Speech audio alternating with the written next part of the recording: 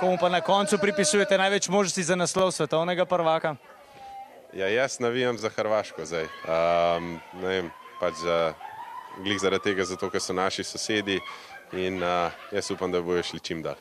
Ja, tudi na Bledu je veselo, nekaj angleških navijačev je tukaj.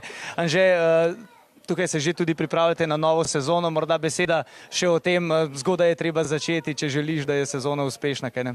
Ja, letos se je sezona končala tudi malo bolj zgodaj, no, tako da je bilo kar nekaj časa že za počitek, ampak zdaj sem pa že v teku priprav, tako da se že pripravljam na novo sezono in priprave grejo po vseh načrtih. Toliko torej za danes z Bleda.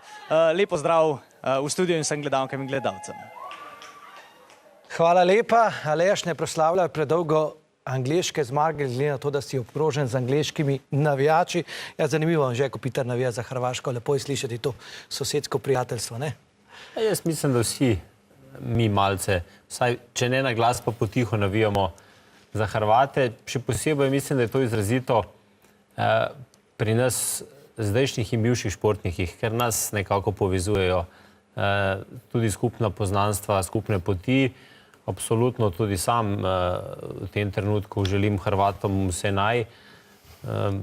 Jaz sem že na začetku tisti prvi oddaji rekel, da me za finale ni tukaj, ker sem v Splitu na rivi in bi si res želel, da gledamo tam Hrvate. To bi bila res senzacionalna, bom rekel, senzacionalna dogodek. Ja, bomo videli torej, kako bo Hrvaška, Rusija. Ja, Hrvaška je magnet tudi za naše gledalce, kot je dejal tudi Ninad.